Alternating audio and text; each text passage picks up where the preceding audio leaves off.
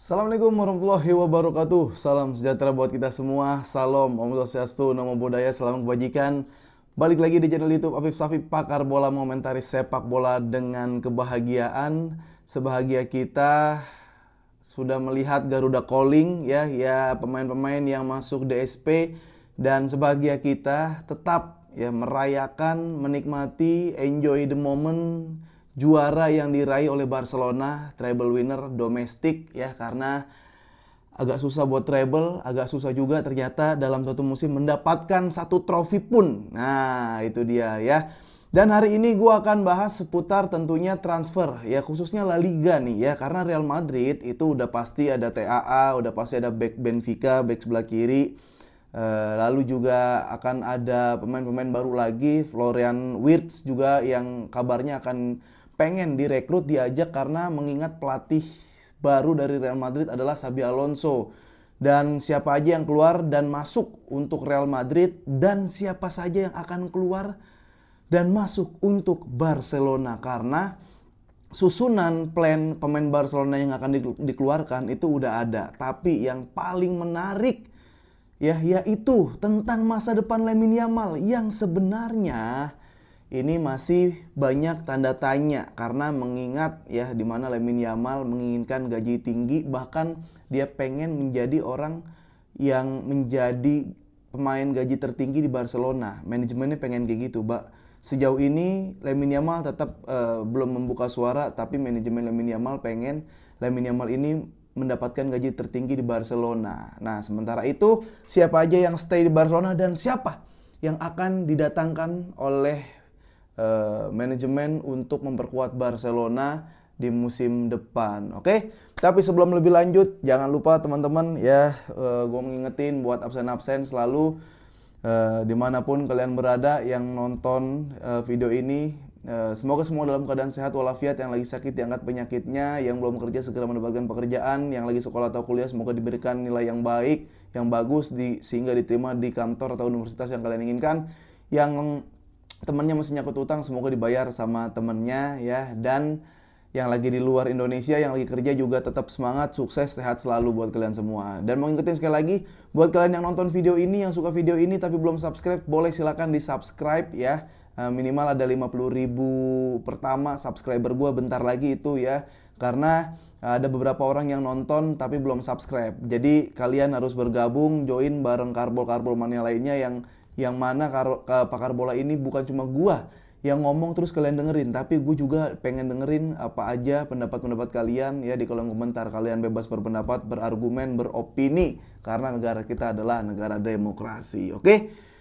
Langsung aja, Real Madrid langsung memberikan sikap atau ngasih aura bahwa gua nih memang klub dari pemerintah, emang gua nih orang-orang yang birokrat, terdiri, sudah terstruktur, sistematis. Jadi apa yang sistematis dan pragmatis Real Madrid memberikan aura, memberikan sikap bahwa nih klub pemerintah, dan kita sudah memiliki sistem birokrasinya udah pasti ada.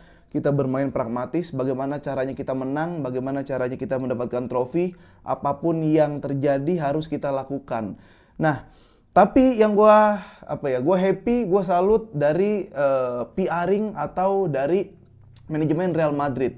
Dia langsung memberikan sikap secara tegas, menambal posisi-posisi yang ada lubang di situ. Dia langsung menyempurnakan elemen-elemen yang keropos di Real Madrid. Yang pertama, yaitu dia mendatangkan Trent Alexander-Arnold. Trent TAA ini memang ini udah jelas-jelas dia back right back modern full back modern. Jadi dia bisa maju, dia bisa attack-nya bagus, defense-nya mungkin kadang nggak sebagus attack, cuma dia bisa inverted ke tengah, dia bisa jadi gelandang, dia set piece taker, dia bisa corner, dia bisa set piece free kick dari luar kotak penalti, bisa penalti juga bagus apalagi, dan dia juga orang yang bisa melakukan shoot dari luar kotak penalti. Itu yang sering dilakukan di Real Madrid hanya beberapa pemain. Federico Valverde reguler sering melakukan itu, tapi sekarang ditambah Trent Alexander-Arnold. Kenapa gua seneng Madrid datang mendatangkan Arnold Karena di sisi lain mereka punya kapten yang sebenarnya adalah beban. ya beban klub ini, yaitu Lucas Vazquez. Lucas Vazquez ini udah nggak ketolong menurut gua di Real Madrid. Jadi Real Madrid memang harus segera cepat-cepat menyingkirkan. Madrid terkenal dengan tidak ada ampun bagi legend, ya tidak ada ruang sedikit pun apabila lu sudah menjadi beban tim. Apapun kondisi, apapun prestasi lu bersama Real Madrid, tapi ketika lu dijadi beban tim, langsung disikat, langsung ditendang. Makanya seorang Lucas Vazquez yang notabene adalah kapten kedua ya karena ada Carvajal, dia langsung didepak, masukkan TAA. Nah, TAA udah bisa lengkap menurut gua. Ntar Carvajal sembuh, ya dia bisa ganti-gantian di sebelah kanan fullback Real Madrid. Di sebelah kiri sebenarnya kan ada 3 nih. Kalau masuk si siapa ya? Itu gue lupa, Kerekes apa namanya. Itu bagus banget. Jadi waktu ketika lawan Barcelona, dia adalah orang yang bisa menghentikan Lamine Yamal. Walaupun saat itu agak deep juga Benfica. Tapi dia juga memiliki sisi attack yang bagus. Crossing-crossingnya bagus. Stamina, endurance-nya yang penting. Naik turunnya itu bagus banget. Jadi di sebelah kiri sebenarnya masih ada 3 Real Madrid. Itu ada Ferland Mendy yang secara defense bagus. Tapi kalau attack, gua belum nggak setajam fullback Madrid lainnya ya. Setelah itu ada Franz Garcia. Franz Garcia juga getar. Kadang kalau di big match itu getar. Lawan Barcelona itu getar banget. Jadi dia pemain bagus tapi nggak siap kalau El Clasico atau laga-laga yang banyak apa ya sorotannya tuh, pressure-nya itu gede banget, itu nggak bisa. Jadi untuk seorang Kerekes, dia juga Spanyol si Kerekes bisa main di kiri. Gue nggak tahu nanti apa yang dilakukan oleh si Xabi Alonso ketika dia udah menangani Real Madrid. Di tengah ada satu rekomendasi dari Toni Kroos, tapi namanya nggak terlalu santer. Nah, yang paling memungkinkan adalah Wirtz nih ya, Leverkusen. Kenapa? Karena di sisi lain ya mirip-mirip lah. Dia gelandang, dia bisa bersaing di top level midfielder, dia bisa bersaing di situ. Passing-passingnya bagus, insting cetak golnya juga ada. Ya setelah itu juga Real Madrid yang kehilangan Toni Kroos, ya bisalah untuk ada kreator di lini tengah. Kenapa Mbappe kayak kerja sendirian gitu? Ya ini karena nggak ada kreator di lini tengah, nggak ada pengumpan Mbappe, nggak ada pengumpan striker-striker lainnya. Jadi dia terpaksa Mbappe harus turun gitu. Makanya kalau kemarin kalau ada Mbappe ada Kroos itu serem banget itu pasti Madrid. Nggak usah Kroos lah, ada orang yang kreatif aja di lini tengah, yang tahu pergerakan striker, gerak dengan atau tanpa bolanya ngerti, itu selesai. Cuma nggak ada kan. Valverde kan, bahkan gue setuju Koci main kayak ayam tanpa kepala karena ganteng, karena kerja keras atau sekerja naik turun, ya jadi ketutup itu semua. Padahal kan gue nggak ngeliat visi misi bermain sih. Shoot-shootnya oke, cuma mati lah lu ketemu gelandang-gelandang kreatif di lini tengah gitu kan. Kamavinga bukan attack midfield, bukan pengumpan handal, ya dia stopper aja lah, walaupun bukan berposisi CB tapi dia stopper gitu. Tchouaméni juga, ya Tchouaméni bisa diandelin kalau ada set piece corner lawan Barcelona, bisa itu dia lawan tim-tim yang badannya nggak segede Tchouaméni, bisa itu dia. Cuma untuk kayak ngebongkar lawan, ngebongkar parkir, ngebongkar main udah otak gitu yang IQ football keadu, mati lagi lah si itu. Jadi Wirtz ini bagus, berpotensi ke Real Madrid gitu. Nah, ada kabar juga Vinicius nggak terlalu akrab di ruang ganti, apalagi semenjak kedatangan Mbappe, kayak sinarnya agak berkurang aja nih. Ada mataharinya ada 2 gitu. Waduh, kayak di mana itu matahari ada 2. Tapi ada tawaran dari klub Arab, cuma ya Vinicius masih mau jadi legend di Real Madrid ya. Mengingat di musim ini zong banget Vinicius. Gua dulu salah satu orang ketika selain Robinho ya yang bikin deg-degan kalau megang bola pemain Madrid, Vini. Cuma tahun ini kayak kita juga lepas, ditabrak jatuh, diving gitu. Jadi gue nggak bahaya kalau Vini megang bola, lebih bahaya Mbappe sekarang. Cuma ya kalau emang dia mau jadi legend Madrid, dia harus stay di Madrid dulu, walaupun tawaran Arab gede nanti. Nah seperti itu di lini Real Madrid. Oke, sekarang kita ke Barcelona teman-teman. Nah gue rangkum dulu Barcelona. Jadi ketika Barcelona treble winner, itu akan ada kayak semacam selamatan lah ya. Kalau di kita nih selamatan, dia makan-makan di salah satu rumah staff atau ada homegrown Barcelona lah gitu. Jadi ketika ada malam perayaan untuk internal Barcelona, ada beberapa pemain yang nggak datang. Pertama ada Ferran Torres, sekarang masih di rumah sakit. Ada Konde juga kabarnya sakit juga Konde. Dan yang terakhir, Lamine Yamal. Lamine Yamal sembuh, Lamine Yamal sehat. Tapi dia nggak datang. Kenapa? Karena sedang ada negosiasi kontrak. Ya, yang mana Barcelona sudah gembar-gembor pengen mengontrak Yamal bahkan langsung sampai 2030. Tapi di sisi lain, dengan performa Yamal, performa apik, impact kepada tim, ya, kontribusi yang sangat luar biasa. Manajemen Lamine Yamal ini sangat ingin Lamine Yamal ada kontrak baru tentunya, dan Lamine Yamal mendapatkan gaji tinggi, atau bahkan, ya, koreksi kalau gue salah, manajemen Lamine Yamal ini pengen Yamal itu gajinya tertinggi di Barcelona untuk saat ini, ya. Dia mau gajinya di atas De Jong, dia mau gajinya di atas Robert Lewandowski. Sebenarnya ini adalah sebuah dilema, mengingat Lamine Yamal 17 tahun, ya, saat Messi mungkin 17 tahun belum ada tuh drama-drama kayak gini. Dan tapi yang jelas Messi emang gajinya gede, ya paling gede di Barca, dan klausul-klausulnya juga banyak. Tapi itu setelah setelah mungkin Bandidos ini, nanti gue suruh upload YouTube, dia bisa lebih menjelaskan tentang gaji. Itu setelah kayak menang UCL, itu setelah banyak nih trofi-trofi, kayak dia dapat ini itu, Ballon d'Or, Golden Boy, baru tuh dia jadi gaji tertinggi. Sebelumnya kan masih ada beberapa pemain yang gajinya lebih tinggi dari Messi. Itu. Nah, untuk Lamine Yamal, sebenarnya ini adalah pertarungan antara profesional dengan idealisme. Ya. Gua sangat mewajarkan Lamine Yamal sejauh ini diam tanpa statement apapun. Lamine Yamal ya. Berarti kan ada 3 pihak. Ada Lamine Yamal secara personal, ada manajemen Lamine Yamal, ada Barcelona secara institusinya. Jadi Barcelona lah yang pengen memperpanjang si Lamine Yamal. Secara idealisme sebenarnya harus dipertanyakan nih. Masih bisa dipertanyakan buat ke Lamine Yamalnya sendiri. Kayak, yakin lu 17 tahun ini klub yang ketika akademi, ya, lu diajak, direkrut tanpa dipungut biaya. Mungkin orang tua lu juga diajak, karena La Masia pasti ngajak orang tua gitu kan. Lu juga dari Maroko, masih ada perpaduan Maroko, datang ke sini. Lu dibesarkan di La Masia, dan ketika di Barcelona diajak debut sama Xavi. Ketika di Hansi Flick, emang bukan orang magang lagi untuk 17 tahun. Yamal tuh udah berperan, Yamal udah seorang person yang memiliki karakter. Dan ketika orang-orang yang sekarang 17 tahun itu masih dibilang wonderkid, baru mengeluarkan eksplosivitas, baru digadang-gadang ini bakal serem, enggak, Lamine Yamal udah jadi sosok. Itu Lamine Yamal. Tapi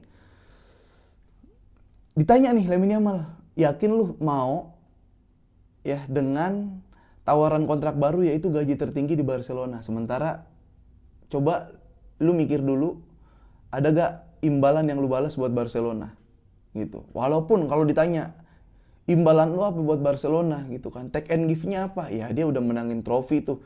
Sebelum La Liga udah pernah, sebelum Hansi Flick, sekarang ada 3 trofi individual yang mungkin bakal ditaruh di Camp Nou, ya, karena Camp Nou September bakal bisa aktif lagi dan ngangkat Barcelona sampai semifinal. Nah, permasalahan itu bisa ditanyakan kepada Lamine Yamal yang jelas secara secara struktur atau secara profesional, gue pun kalau jadi Lamine Yamal diem aja, biar aja agen gue yang ngomong. Itu. Lagian juga kalau gue dapat gaji tinggi di Barcelona, ya syukur gitu kan. Atau jangan di hati kecil Yamal, ya gue sebenarnya nggak apa-apa lah digaji berapa juga. Gitu. Tapi ini kan manajemennya pengen gajinya paling tinggi. Nah, ketika diajukan pengen gaji paling tinggi, Barcelona langsung menolak pertama. Oh, nggak bisa lah gue kayak gini gitu kan. Nah, kalau Barcelona udah nggak bisa, ngantri dong pasti. PSG, klub Arab, klub mana, udah pada ngantri nih. Klub-klub berduit udah pada ngantri. Ini main mental dulu, main psikologi, negosiasi. Ya, negosiasi. Jadi Lamine Yamal tetap diem, dia nggak dateng, kontrak langsung ditolak, dan sekarang akhirnya kontraknya ditinjau, akhirnya kontraknya dipelajari. Ya apa nih? Kalau gaji tertinggi, ya mungkin minta gaji tertinggi, berarti kan di atas Lewandowski, di atas Frenkie de Jong. Sementara Frenkie de Jong rela untuk diturunkan gajinya dan melanjutkan kontrak bersama Barcelona itu. Ya berarti kalau De Jong sepakat seperti itu, paling tinggi Robert Lewandowski. Kalaupun Robert Lewandowski mau perpanjang atau enggak, gue pun rela Robert Lewandowski dijual. Nah ini ke Yamal dulu nih. Ya Yamal mau gak tuh? Kalau misalkan ngambil win-win solution, ya udah, lu gajinya sama dengan yang paling tinggi di Barcelona gitu. Misalkan siapa, De Jong turunin gaji sama Lewandowski, sama Robert Lewandowski. Nah setelah itu kalau dia udah mau, dia kan cuma syarat gaji paling tinggi di Barcelona. Ya, ini lo Robert Lewandowski nih, kalau De Jong turunin, pasti Lewa cabut, ya berarti kan bisa diturunin lagi. Nah itu nanti bakal seru tuh ya, musim ini Barcelona manajemennya. Gue bakal selalu update deh pasti. Jadi sejauh ini seperti itu yang bisa gue sampaikan. Barcelona ya, Lamine Yamal tetap diem. Ya ini memang sangat wajar Lamine Yamal diem, karena lu berstatement apapun takutnya salah. Ya dipelintir media lah, dipelintir ya digoreng-goreng. Mending diem, manajemen yang bergerak. Mau dikatain maruk apa juga yang dikatain manajemen. Ya dia defense-nya apa, dia udah bisa ngasih apa sama Barcelona gitu. Cuma ketika diajukan kontrak baru langsung ditolak, tapi karena Barcelonanya geter juga akhirnya ditinjau, direnungkan, dipelajarin lagi kontraknya. Tapi kalau dari hati kecil gua, gue pengen kayak susah sih ya. Ya Yamal main aja dulu. Dia ambil kontrak sampai 30 tahun, 2030. Jadi isi kontraknya adalah diperpanjang sampai 2030. Di tahun pertama mendapatkan bla bla bla bla, mendapatkan gol sekian, mendapatkan assist sekian, atau mendapatkan trofi nanti, bakal ada klausul penambahan gaji. Mendingan gitu. Tapi kalau enggak perform, ya udah tetap gajinya segitu. Nah, itu solusi bagus menurut gua. Mengingat dia kan udah mulai profesional nih, udah bukan idealisme lagi kan, udah bukan kekeluargaan lagi. Maunya profesional, gaji paling tinggi, ya udah bikin kayak gitu, step by step. Ya, jadi tengah juga buat Yamal. Jadi ada kesempatan dia buat stay di Barcelona, ada kesempatan dia buat ngebuktiin, ada kesempatan buat Barcelona mantau. Itu adil menurut gua. Nah, sekarang Barcelona dapat semifinal, dapat duit. Ada program-program baru dari Laporta, dapat duit. Barcelona ini debatable banget nih. Deco ini pengen datengin Luis Diaz. Ya Luis Diaz itu 80 atau 85 juta euro. 85 juta euro. Sementara Gyökeres itu sekitar 50 juta euro. Ya 50 sampai 60 juta euro. Bahkan Rashford aja 30 juta euro. Jadi 30 sampai 40 juta euro. Jadi kalau lu tambahin nih punya budget 80 juta euro, lu tambahin berapa? 10 juta lagi, lu bisa dapat dua, bisa dapat Gyökeres sama bisa dapat Rashford. Ya. Tapi entah kenapa Deco lagi birahi banget untuk mendatangkan si Luis Diaz. Mengingat Luis Diaz ini dia orang yang recovery-nya paling banyak, most dribble juga, membongkar pertahanan lawan juga lebih banyak. Di antara kayak Leao, di antara kayak si Gyökeres, dan Nico Williams tentunya. Yang paling banyak memang Luis Diaz membongkar pertahanan. Dan dia ini cepat banget, eksplosif banget, megang bolanya juga lengket. Jadi, masalah worth it nggak worth it, Luis Diaz ini, Liverpool habis juara, tapi di umurnya udah, yang nggak terlalu muda lah ya.